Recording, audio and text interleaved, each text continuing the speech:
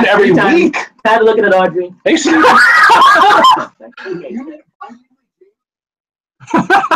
on that, yes, we need a James in our week. We're live, guys. Good morning, good afternoon, good evening. And you can see on the screen, we've got James, we've got Darshan, and I got the hand right back here. And we got Audrey. Can you actually put your hand in the frame, Audrey?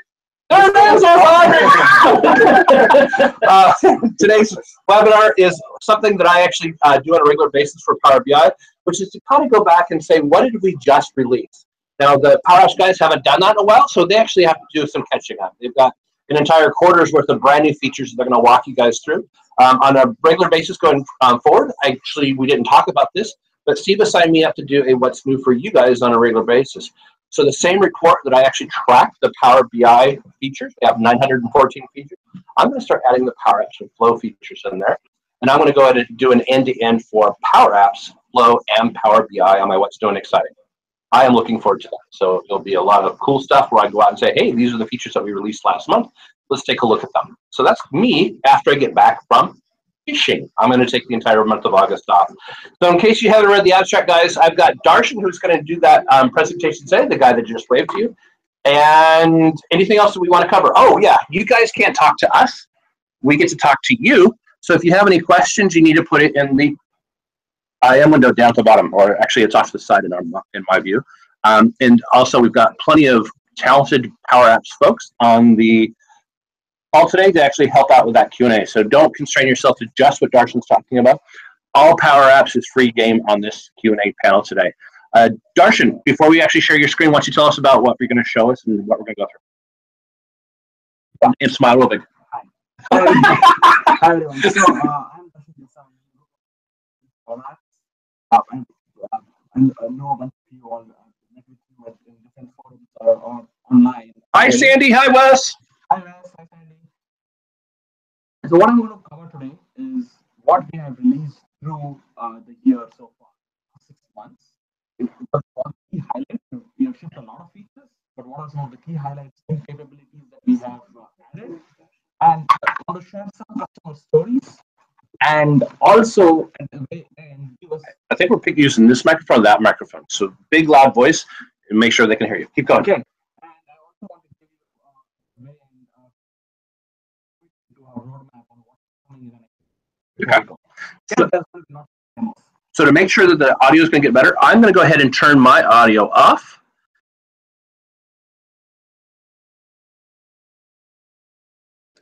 Perfect. Okay, hope you can hear me better now. And it's going to take about 5 seconds. Let's go ahead and go to your screen. And what we're going to do is we're going to assume that they can hear you awesome. And we're going to keep going, and then they're going to do that. So can you hear me fine? About 5 seconds behind. So we're going to give it a couple seconds. Okay, now, yes. Can you hear me fine? Yes. All right. So can you switch over to my screen, Chuck? Yes. So this is actually you right now. Awesome. So let's jump right in. Okay.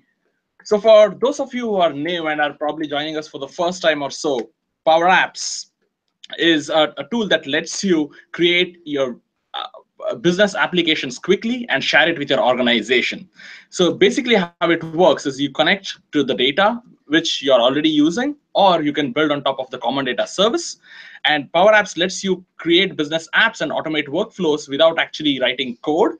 And once you build these apps, you can securely publish them to your organization so that they can use them on the web and on the mobile, right? At the same time, you can have all sorts of the admin control in terms of you can manage security, you can manage who sees the app and who sees the data within the app and so on, okay?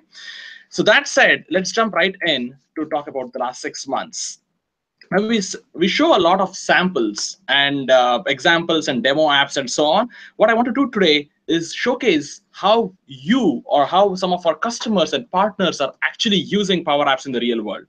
So PowerApps, we reached general availability in October 31st of last year. So it has been like 8-9 months since our general availability. And we have seen lots and lots of customers deploy apps built using PowerApps in production, right, in their organizations. And that number is growing month over month at a very healthy rate. And we are very, very happy about that. So here are just a few examples, and we have a few more in our case studies and in our blogs where we have blogged about how people are using these. But here are just a few examples of how some of our customers are using Power Apps today. Seneca companies, for example, is using Power Apps to manage their field service jobs. So people on the field out there had a complete paper-based process where they used to enter all the data, and then they have to manually type it in, do the reports, and so on. So one of our partners, Confluent, actually helped them transform their business and digitize it using Power Apps by creating apps for data entry, for reporting, and providing this information real time. And they then use Power BI to build these dashboards. So both the people on the field as well as management are seeing this view real time, and they have digitized their business using awesome. Power Apps. Yeah, it's one of those. Right, so that's actually very awesome. Yeah. And the second example I have here is National Trust. It's a big agency in the UK, and our partner Ebex here helped build this app for them, where people out there go out to these sites, such as the house that is shown in the picture there. They go there to inspect all of these historical properties and make sure everything is okay, and report on that. And they had a paper-based process too. These people are out there on the field, on their mobile devices, on their tablets. So they built this app for them to do all aspects of site inspection and also get this data and look at analytics in context. You can see some screenshots of the app right there. Pictures and Power Apps works with your mobiles, with your sensors and camera, so they can take enough pictures of the property that they're inspecting and enter all sorts of details and get some more insights in context. And they go through a workflow where it asks you questions and provides, and you have to fill those forms just as you're going through, without having to get all of this data, get back to office, and then start entering the stuff. So that's the property inspection app for National Trust, built by our partner Ebex.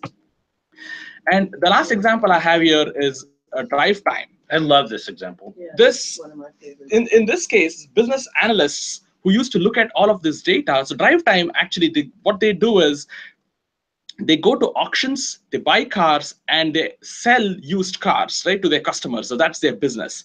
So when the people who are purchasing cars for them are out there at car auctions, they got to make decisions on the spot, right? Because the auctions move very fast, there are multiple lanes and so on.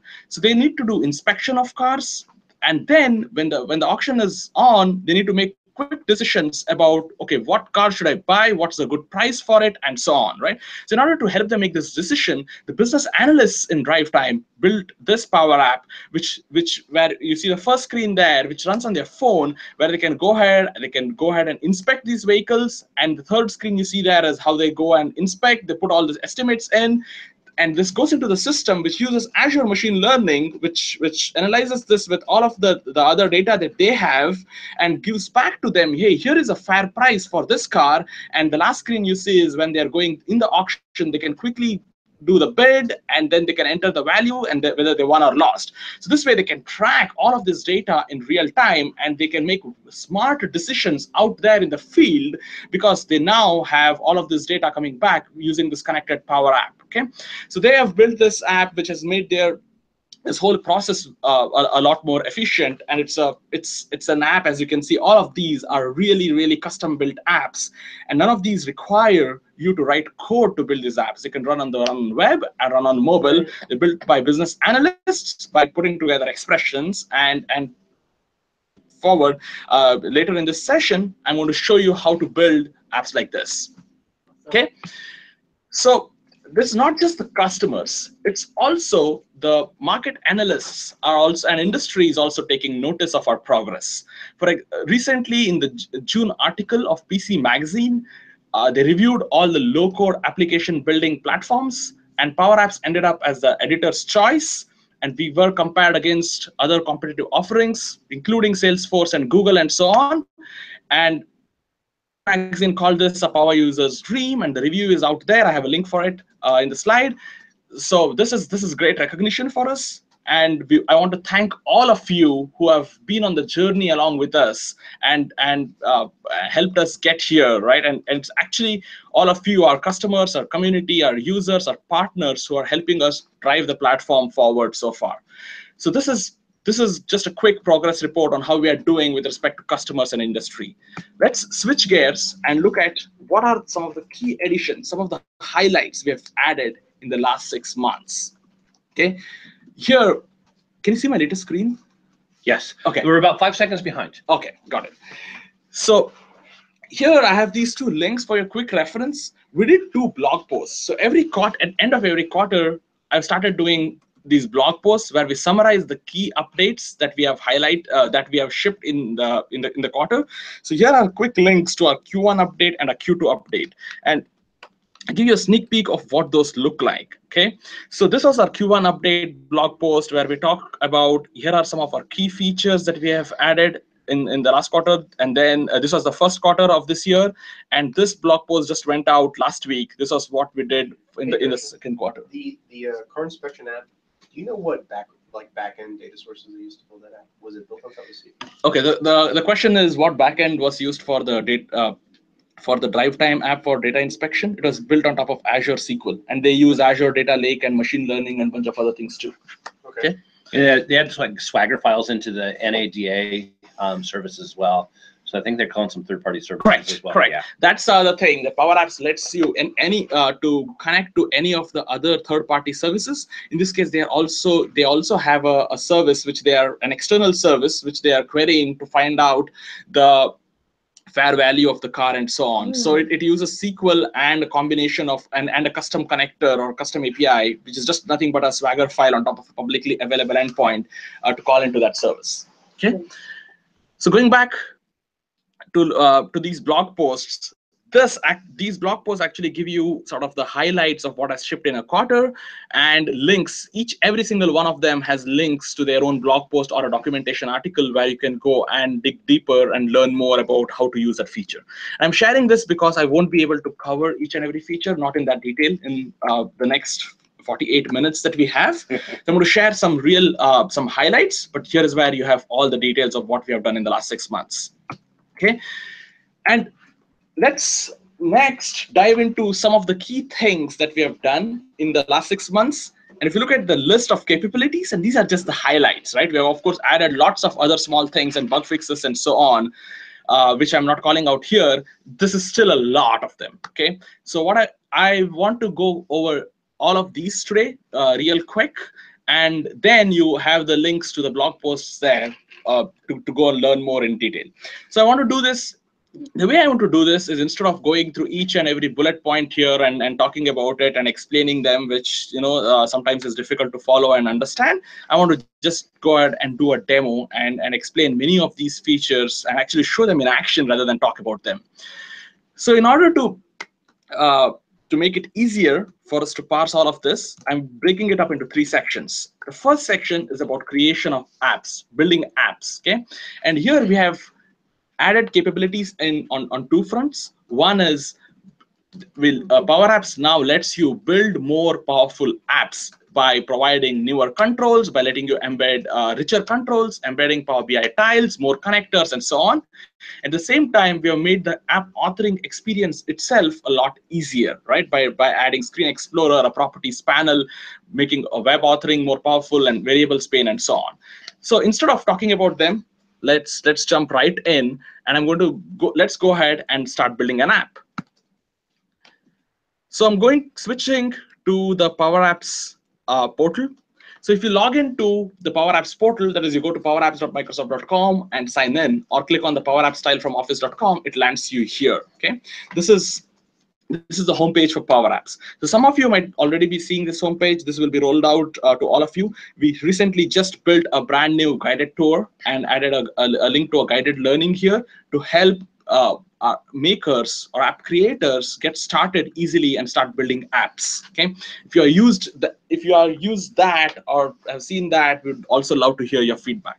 So here you have apps, connections, and people. I'm assuming most of you are already familiar with that page. Let's go ahead and start creating an app. And as we are building this app, I am not going to talk about every single feature or every single thing about building apps. I'm going to focus on what's new. Okay, what's new in the last 6 months. And here you have this is a familiar page. You can either start with your data, you can start with templates, or you can start with a blank canvas. Let me go ahead for this and start with a blank canvas. Okay, let's start building an app from blank. And now the first thing you notice on the Power Apps Studio, if you haven't come back for a while, is we added on the left a screen explorer and a properties panel on the right. Okay, I will tell you how this is actually useful. I will show it to you as we go. But that's one thing that is new that we added in the last 2 months. So let's in this app, what I want to so what app do we want to build? I want to build an app in order where I can start tracking my, let's say, sales orders. Okay, and I am going to build this using common data service, using sample data which is already present there. So if any of you want to follow along or go try this yourself, you can build exactly the same app I'm building. All of this data is available for you. You don't need an additional any SharePoint list or Excel file or anything to do what I'm going to do today. Okay. So let me first go and insert a gallery. I want to see a list of sales orders, right? That's what I want to do. So I went ahead and added a gallery here. And what I will do is I will go ahead and connect this up with data. So I go to the data pane. And here, instead of it's already pre-wired to a sample, let me say I want to add a data source. And like I said, in this case, I will choose the common data service. I will start building using data that's already built into the platform. Okay. As it connects to the common data service, it comes back and tells me, hey, here are all the entities. Here are all the sorts of business entities that are already present for me. I want to use sales order in this case. So when I choose sales order, I get sales order. And I also want to see the lines, order lines. It is the details of each order line. Okay. And I click connect. And it at this point, what it's doing here is automatically, based on the layout of my gallery, it's figuring out and data, and this is bringing in data, sample data from that entity that I have bound it to. What is also new is we added this pre-populated templates here. So if I choose a pre-populated template, it will do the best possible layout and bring back data here. So my gallery now is bound to this data, and this is all the sales orders, right? These are the order numbers. Of course, I can go in here and change any of these fields to call them something else, but for now I'll let it be. Okay, so this gallery is bound to sales orders. So what do I want to do next? Now I can go ahead and select the different. I want to look at the details of those. So what I want to do is I'll go add a form. I go into forms, adding an edit form. And here I add this edit form. I want to connect it to data, and I'm going to let me do one thing. Instead of going and picking a new data source, I will go ahead and pick the sales order data source, which is already present. So basically, I am connecting this up to sales order. And since this entity has a lot of fields, what it is doing at this moment is it is adding all of those fields onto my canvas and making the right choice for me. It's going to pick a whole bunch of default fields by default. And once these are selected, once the fields are selected, I can go ahead and then I can change which fields I want on my canvas. So in my form control. So one thing, if you haven't noticed, if you haven't played with Power Apps recently, this is a capability we recently added. Your forms now can come with multiple columns, and you could resize each of these columns. You could drag and drop them. You could customize it the way you want. So this is the form control has got much more richer, and it gives you a lot more flexibility into the types of apps you can build. Okay, now that it has added a whole bunch of fields here, I can fields from the right hand pane over here. Or I could go ahead and do that from the canvas itself. I don't miss the eyeball.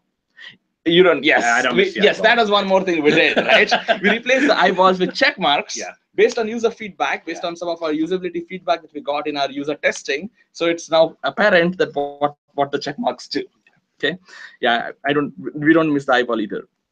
So here I've started selecting a bunch of fields, and I don't want to see the account. I will go ahead. I don't want to see order. I can just go ahead here, and I want to see the name first. So I just drag name, bring it on to this over to this side, right? I make name the first field. I change the column width. I want it to go wide. Same thing with description. I can bring it here. I can reorder it. I can reorder fields on the right-hand pane or on the canvas itself. It works exactly the same. Okay. So I bring the description over here. I make that wide too, for example. You get the idea. And then I have order status here. Let's say I don't want customer purchase. I don't want the salesperson or contact, right? In this case, I do want the total amount. Okay, so let's say I leave it at this, right? So you can, and then if I do not snap this to the columns, I can actually go ahead and I can make one of these fields shorter, for example, or one of these fields, like one of these fields go wider or what have you. I can custom design the form the way I want it to look. For now, for the purpose of this demo, I don't want to spend time beautifying it. I have a form that works for me, so I will leave it at this, right? By default, this is something out of the gate, and I have a form which, when I click on an order, it should tell me the name, the description, the order status, the amount, and the currency. Okay. Awesome. And oh, but we need to still do one thing, which is we need to wire it up with this gallery so that when I select an item here, it shows up right here. So as you can see, the data source is already set up to use sales order. The way I do that is I go to item here, and say I want to pick gallery 1, not selected. So what this does is, whenever I click on an item in the gallery, it just binds it up here. And so PowerApps is a WYSIWYG tool. It has always been so. So you can always see this, that as I'm doing this, as I'm clicking around on the left on the gallery, it's showing me the order details and the amount there. All of this is, of course, sample data. So you can start playing with it. And when you bring in your real data, you can get a feel of how this actually looks for your users. OK, so what have we done here on the left-hand pane? So one thing you might have realized in the past, that when you worked with lots of fields like this on the screen, PowerApps lets you go in to the details and change the colors and size and any of the properties of each of the individual cards. What this made is it made selection of fields the complex. For example, if you have to select the form, you have to click at the right place, or it would have ended up selecting a field instead of a form. So we added the Screen Explorer on the left, which lets you just click on these items. This is a full tree view, like the form one on the left-hand pane selects your form, and then I can go in deeper, and this selects my card, and within the card, I can actually go ahead and select each of these, each of the individual elements of the card, like the error message, the label, and so on as well. Okay, so in this case, I just want to rename this form. I want to call this my sales order form. I can go ahead and do this here. This makes it very easy to go set properties on things and select the right things. Okay, the right control or right card that you want. Let's just wait for that to go through. And the next thing I want to do after this, while we're waiting for that spinning thing, Mike was going out and saying, and Andreas was saying that they love the new Power BI tile in there. Yep, I'm going to show that. Okay, cool. And they were actually just setting the context from within your Power Apps, and we were talking about this. Yeah. Okay. So basically, basically we have a gallery and we have a form. What do I want to do next? And just for context, if you had built the same app like 4 months back, if you wanted this multi-column layout, like the layout that I have, it was our form control did not support that. So you had to actually bring in all of these fields yourself manually and lay them out the way you wanted, set the height and width for each of these so that you get this layout. Okay, so right now we make it real easy for you to build complex forms and lay them out exactly the way you want them to look. Okay.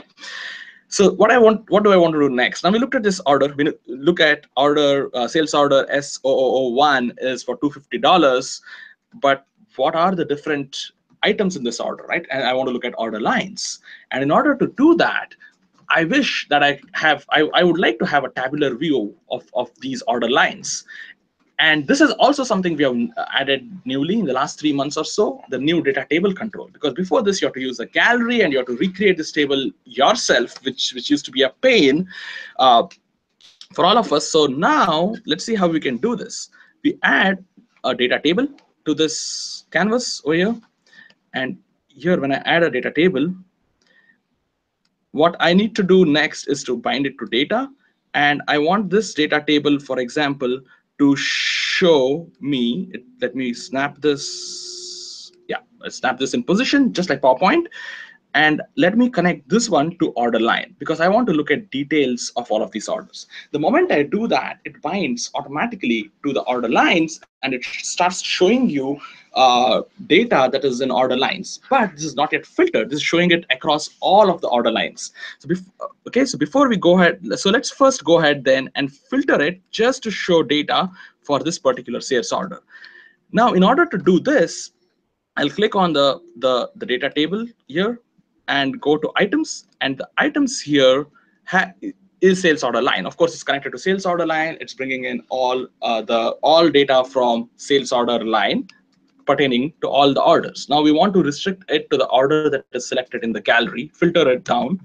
So in order to do that, we write a simple expression, filter sales order line, and this is the table from which it will pull data from, sales order line, and our criteria to filter would be sales order dot sales order ID should match the sales order ID that is selected in the gallery. Okay, so gallery one dot selected dot sales order ID. And as you can see, we do have IntelliSense here to help you complete your expressions, your formulas. And the other thing that we just recently added again is syntax coloring. So each of the keywords, for example, the functions show up in a different color, your tables show up in a different color, and the controls show up on a different color. And that way, that helps you really build these expressions. So what we have done here now is we have ended up filtering this data table, and we have data now that is filtered down to this particular sales order. So these two lines are part of this sales order. But I now want to rewire, choose the right fields in this particular table. So I go back here, and it's exactly the same experience for a data table. I don't want to see the sales order ID or the product ID. I do want to see the product name, and I want to make this a little bigger. So I go and make this a little bigger. I want to see, okay, I keep the status. I want to see quantity, unit measure. I don't know what it is. I don't need that. I want to see a unit price as well. So I go down and I add this thing, and it gets added to the very end. I want to move this up here, unit price, line amount, and currency. Okay, so this looks like the data table. This looks like the data table that I want to actually show here. So here I have so let's go ahead and run this app. Okay, so I have my item here, sales orders. When I click on a sales order, it shows me the details right here, which I can go ahead and edit, and it shows me the details, the line items for each of these sales orders of what kind of order lines do they already have, right? The details of each order. So I've put this together. So this control is, the form control has gotten richer. This is a brand new control that we have here. Let me go ahead and save my work here so that we don't lose it. Webinar demo. I'm going to call this the webinar demo. Hit save, and this saves this app in PowerApps. So now it's actually saved into a draft state, and that's something I'll touch upon later, of how we have split when you can your save versus publish, and that's something I'll touch upon in my next segment. So as it saves the app, I'll go back here. So what else can we do? So people who have been used to building apps in the past as well, who have been with us for a while now, would realize to build such an app which has a list view, a form, and then details of it, something that I clicked together in the last 10 to 15 minutes, it would have taken me at least 2 hours of work in order to build such an app. So now we have in the updates that we have shipped, we have simplified this drastically so that you can build such complex apps within just 10 or 15 minutes. So you spend more time working on your business logic and the look and feel of the app, and not really in clicking together and putting together controls, right? So I mean, I just want to say, Darshan, when I see you build that quickly, it's like it really shows the value of how PowerApps can speed application delivery. Thanks, Audrey. Yeah. So the other thing that we saw, the other thing that we heard a lot of you, is that all of these properties, in order to change the color, in order to change the height and width, in order to change most of these common properties for controls, you really had to go up to the advanced panel or go up to the formula bar here and look at all of these like height and width and other things here and set these. So we exposed these on the right hand side. This is something that's brand new to on the right hand side in the properties pane. For example, if I want to change the color here, right, for the whole heading from, let's say, blue to red, I can just go ahead and do that, right, just like that. Okay, so I went ahead and changed the color from blue to red. I can change the height and width and all these common properties. They are exposed in a very familiar interface for Office users in a property pane on the right. For our advanced users, we didn't take any of that away, right? So you still have the advanced pane and the formula bar to go and convert any of these into expressions. But for all the simpler things, you can just get started right away on the right-hand pane. I don't really like red. I want to go back to blue, and I can just go ahead and quickly undo this, right, by just typing Control-Z. And the reason I'm showing you this is because I am currently in the web browser, and I'm in PowerApps Studio on the web. And undo redo was something you couldn't do until the recent past. You needed the Windows app for that. So I'm not using the Windows app at all for my demo. I'm just using the web app. And now our web app, our web authoring for authoring within the web browser is at full feature parity with our Windows Studio. So you can do things like undo redo. You can also add flows, and you can do everything you could do from our Windows Studio in our web authoring environment. Yeah. Okay. Power BI control is my favorite feature. Got to be second for being able to do flows from the web. Sorry. Yep. And this is why is this important? We have a lot of our users use PowerApps on Windows 7 or on non-Windows operating systems, and it was some of these gaps were limiting for them in order to build apps because they could not use our Windows app. Now we could use the Windows app or the web browser, and it works just the same. Okay, so the next feature next thing I want to do here is get some insights, right? And talking about second favorite feature or the first favorite feature. Yep. So you could always add some charts into PowerApps always, but then you have to go manually build these charts, and they were never rich enough. Plus, you already had awesome Power BI dashboards for your data. For example, in this app, as I'm looking at my sales orders and order line, I want to see some insights in context. I want to look at all of my sales.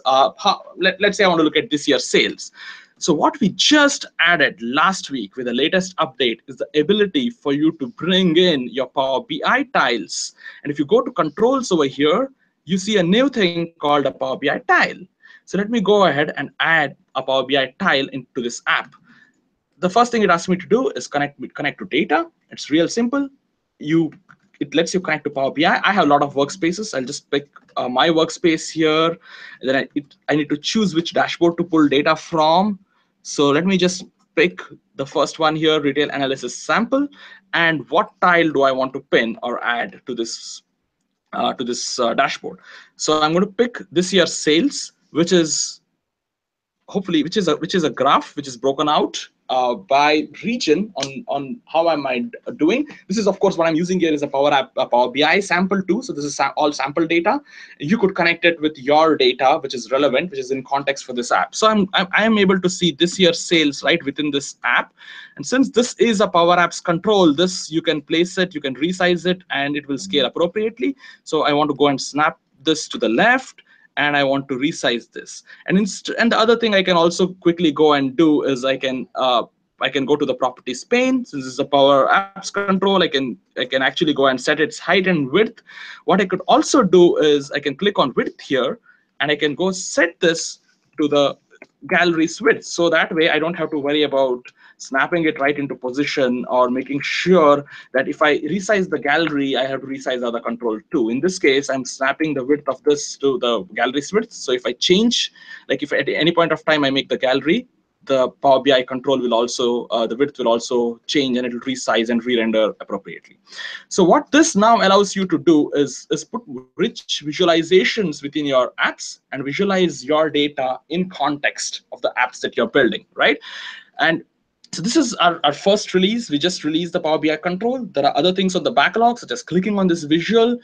We want you to take you to the detailed Power BI dashboard, so you can look at more things as well, right, regarding this app. And there is also filtering of data, right, so that you can filter to an item and so on. Those things are on our backlog.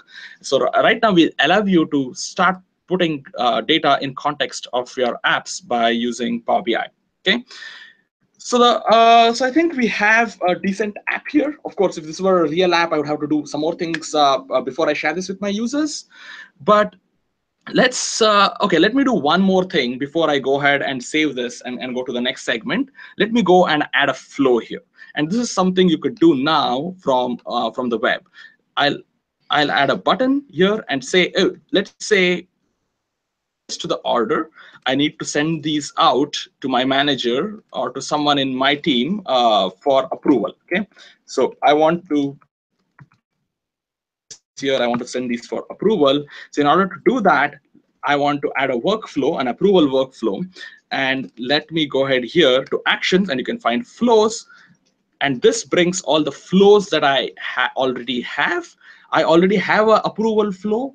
If you haven't played with it, you should actually go check out the whole approval workflows. It's awesome. It automatically sends you a mail, and when you approve it, it takes the next action and it sends out the emails as required. It does whatever you. And there's a webinar with Merwin and myself on that too. Awesome. In case you want to have more information. Awesome.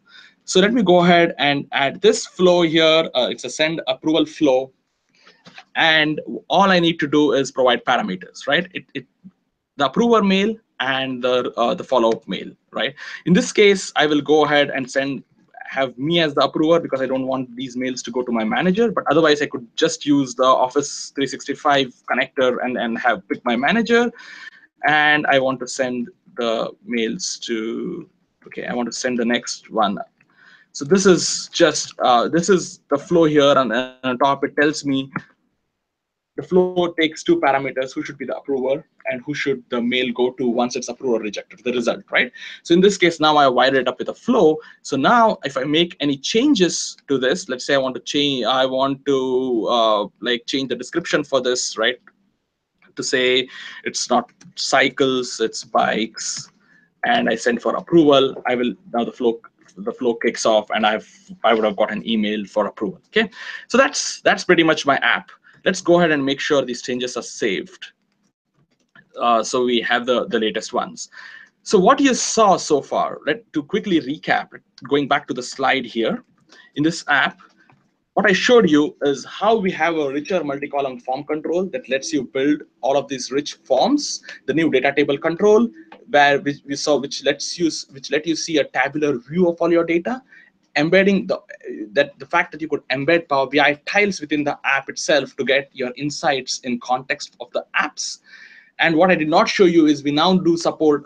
We keep adding our support for more and more services, both in the cloud and on-premises. We now support 152 connectors. This list keeps growing every week. We add new connectors to new services. Hey, Darshan, I'm not sure if you answered it, but for the data table control, when can we connect any data source to the data table control? Are we working on that? Is that under that? Today.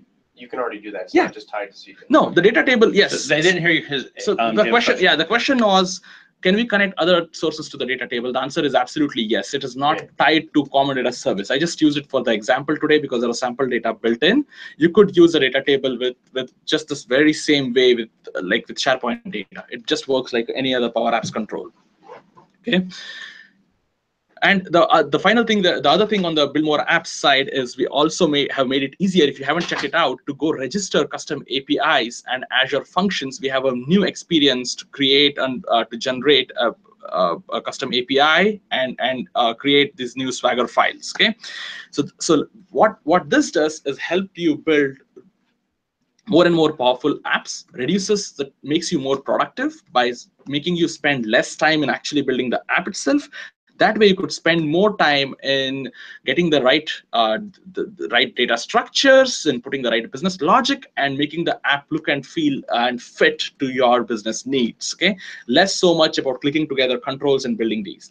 And we've also made lots of improvements in making the app authoring itself easier. Like you saw the Screen Explorer to quickly navigate the canvas, the property panel, the web authoring experience, and what I showed you syntax highlighting. What I did not show you is now we also have a variables pane. So if for the advanced users who are using variables, you have a single view where you can go and look at all the variables pane.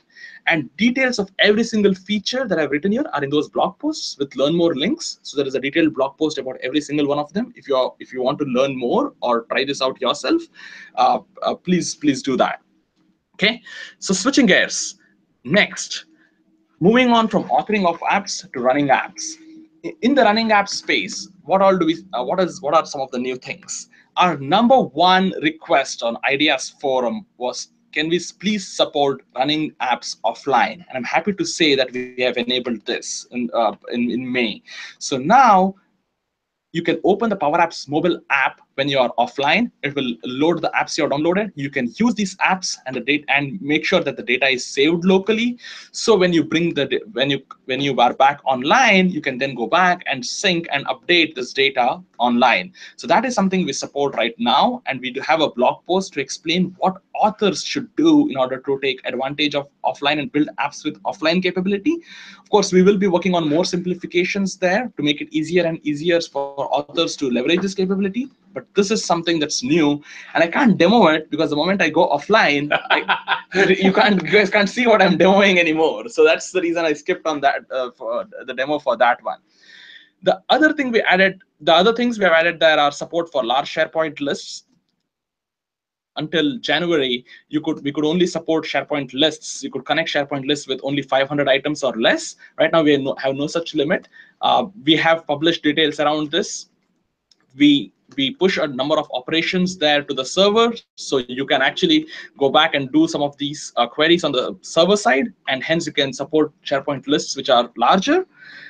The few other things there are, you can use native camera now to take pictures. We had a PowerApps camera control, but in some of our customers, they actually complained that the images come out with lower resolution and they wanted much sharper images. So we now give you the choice to use a native camera instead. So you could use the native camera of your device and then take pictures and then use those pictures within your apps.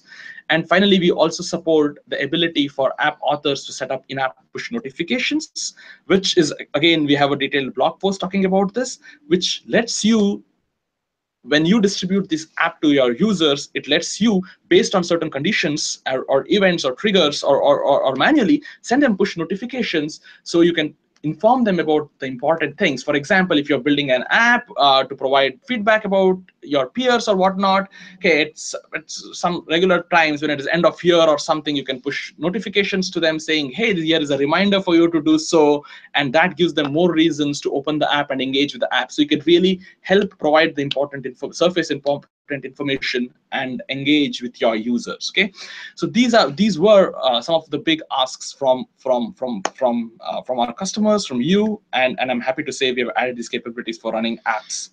The other things we have added, which I'm going to show you in a minute, is the ability for you to for app lifecycle and administration, and these include you can actually choose when you want to roll out updates to your users. So let me go quickly to the demo of this of the app that we were building here. Okay, so right now I'm working on this copy. I've not shared it with anyone. So let me go ahead and share this app, or before I share this app, show you what the save and publish changes. So in the past, what used to happen is every time you make a save, PowerApps automatically published this app for you. So if it was for example, if I had shared this app with Audrey and Chuck, right? Once I share this app, each time I make an update to this app, they would automatically get updates, right? And I kept saving my intermediate version so that I do not want to lose my work. And each minute, if I clicked save, they got updates of these apps, which was A, annoying to my users, and B, I was not ready to share these updates to my users, which meant people were doing things like they were creating 2 copies of the app, and then they were like saving them as and so on in order to get past that. So we have split save and publish. So every time you save, it saves a draft version of your app, and you choose when you want to publish this to your users. Okay, so that is, if you go here to the save menu, you can look at publish. So the first time I click publish, it's going to have a published version of this app, and now I can go ahead and I can go share this app with others. In this case, let me go ahead and share this app with Audrey. So I click share. It takes me to the PowerApps portal, where it takes me to this particular app info page, and I can go ahead and choose. I can share this with different users, security groups, and assign permissions. Can Audrey edit or can use? Okay. In this case, I'll say Audrey can use this app. The moment I click save, the app is now shared with Audrey. Okay. And to tell you what's going on behind the scenes, each time I hit save, it saves a version of the app for me here in the versions tab of the app, right, of the app info. So this is our version control. You can go back and restore to an older version of the app, and this was available always. This was available at GA time. What we have added now is we have added this new thing called published. So this is the version I've published. So if I start making more changes to my existing app here, like let me say I want to move this from here to here, I click save. This is an intermediate save. I'm not yet ready to publish. What it would do is it will create, if I go back here and I refresh, it will now create a draft version of this app where my changes are saved. And only when I publish it, you can have one copy of like this one now. My version 4 is my latest version, which I am on. But my users are not seeing this. The users only see what's in the live version of this app. If I choose to publish this version, then this would be marked as a live version. Okay, so that's one change that we did recently, which will help authors to choose when they publish their updates. So the other thing that we are that is not yet rolled out, but it's just started to roll out, which is you'll be able to use this tomorrow, is the ability to export apps and as something called as app packages. And this was another capability that that a lot of you asked for, especially when you have a test environment and a production environment. You want to move apps between these two, and specifically for our partners and consultants, when they want to do development in their tenant and move these apps over into their customer's tenant. So earlier, you have to just save this app locally. You have to go back and install the app in the other tenant and rewire all of these connections manually. There was no way for you to export flows or any common data service entities or what have you. Okay, so what you will see, many of you, and this deployment is currently rolling out. Some of you will see this today, some of you will see this tomorrow. What you will see is you'll see this new export button out here when you are in this apps view. So I'm building I've just built the webinar demo. If I want to export this out, if I click export, what this does is this goes and evaluates all the dependencies. For example, this is my app here, the webinar demo app, and it has a flow in it, and it has approvals and Office 365 Outlook as connections, right? If I had built this based on SharePoint, I would have had more connections here too, but or used a custom entity within Common Data Service, those would also show up in the list. Essentially, what I can do is my webinar app package, right? All I need to do is give it a name, and I click export. And so, Darshan, what are all the poor DevOps guys going to do for a living now? What we have? Yes, we have. Yeah, we have made. Sorry, go ahead. I didn't mean to derail you. Yeah, that's a great question. So what we have, what this does is when this actually exported this as a zip file, which has a manifest. It has Power Apps and Flow packages here. And what you will have to do is go to a different environment, different tenant, and import this package. And when you import this package, it recreates this apps. It asks you how to rewire these connections. And then it deploys the app in that particular environment. Okay. And this is going into production right now as we talk. Correct. Right? This is going into production right now. We had a blog post, in fact, last week, and the quarterly blog post has a link to that, okay, which tells you how to use this, and it has far more details than what I just showed. Essentially, yes, but you will be able to start this right away. That was one more big ask that from our users. Okay. So next, I talked about saving and publishing apps as well as app packages that you can use to transfer apps across environments. And finally, the other thing you can also do is this the live screen? We'll be in a second. Okay, because okay, yeah. See, all right, there. Yes, all right. And finally, what we also let administrators do is see a list of users and licenses of understand who's using Power Apps in the organization, and this is based on usage and not just assigned licenses. That was one more ask from the administrators, which we also have. And for administrators, the other feature we have in the works is the ability to see all resources across my tenant. So basically, to understand what people are building and how they are using it and so on. And that's something in the works, and that's going to ship in the coming months. More and more things for administrators as well. Okay, so moving to the final topic. Here I've grouped two disparate things into one, but really they're two separate things. So one of them is embedding.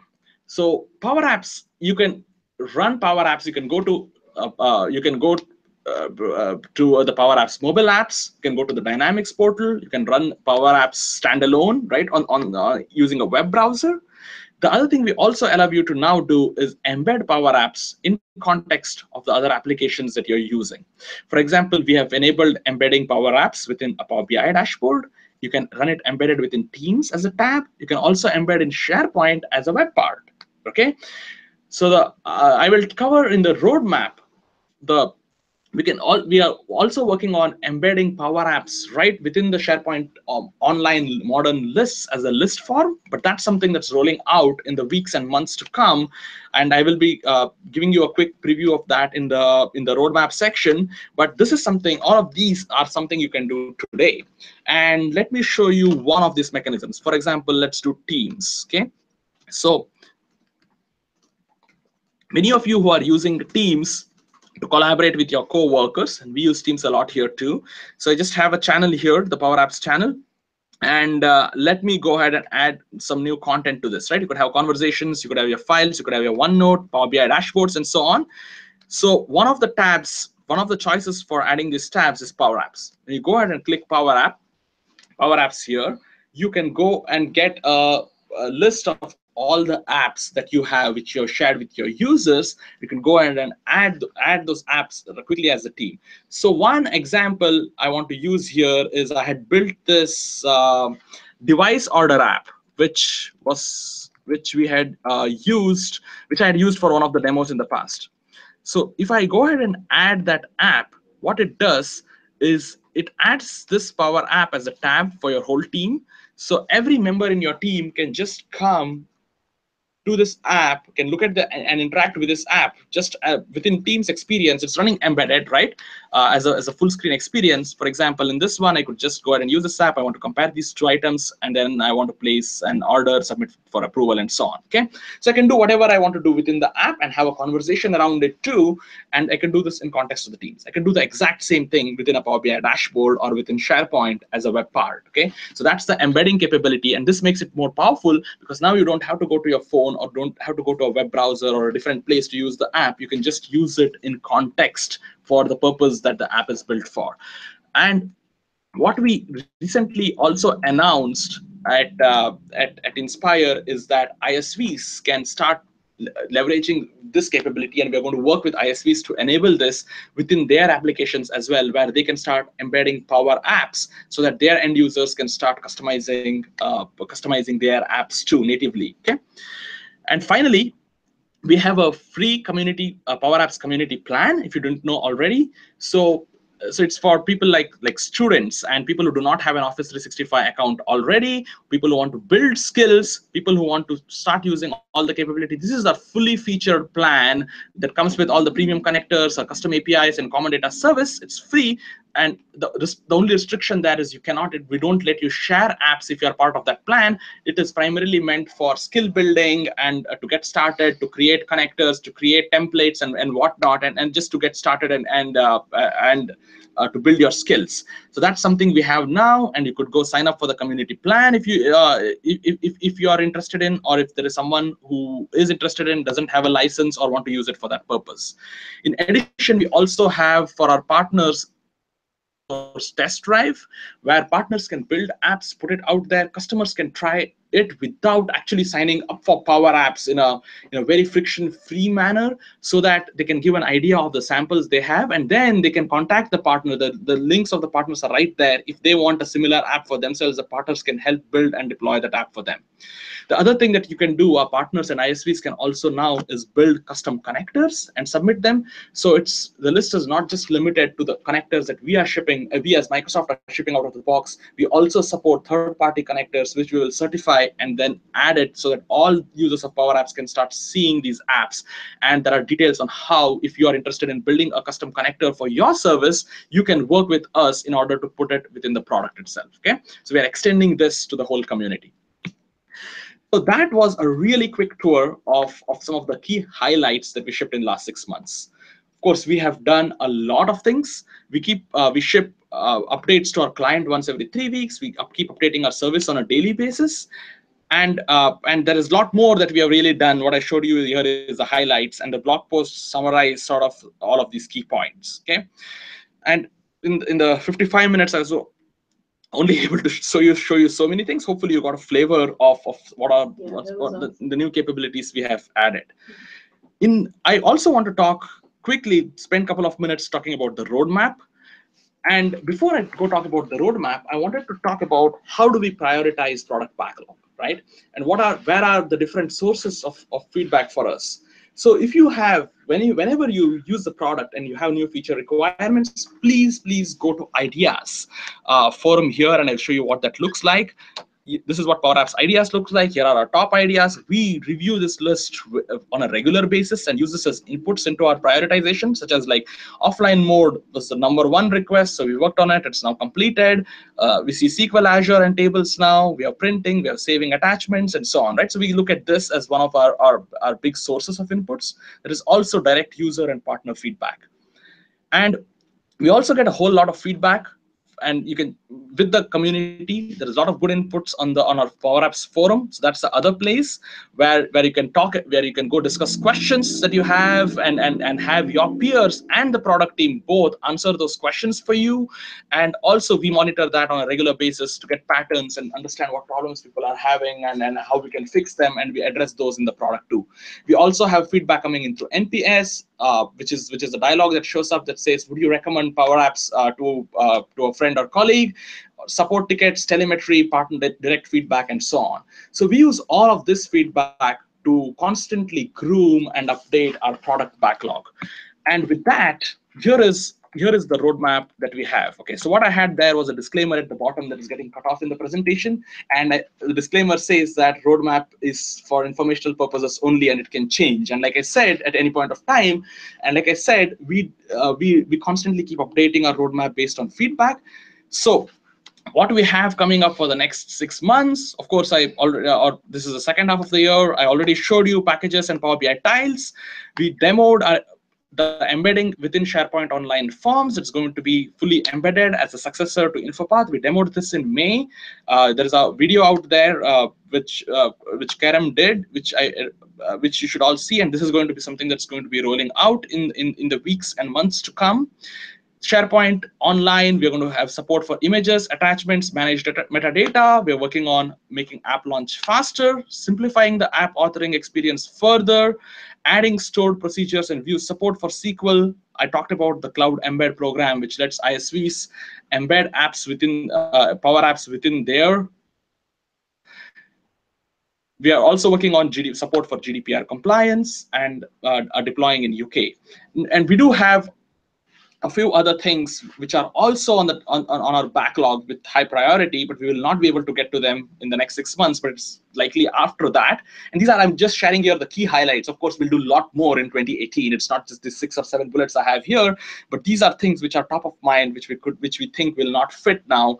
And this is government and sovereign clouds deployment, sharing apps with people outside your organization, transparently caching data, supporting sandboxes, having multi-form factor support, which is running the same app across a web and a mobile, right, based on the UI form factor, and extending our controls, letting you bring in truly your own new controls. So these are some items which we have discussed, which are also on our backlog, some things we are actively thinking of designing for, but will likely come in the next year.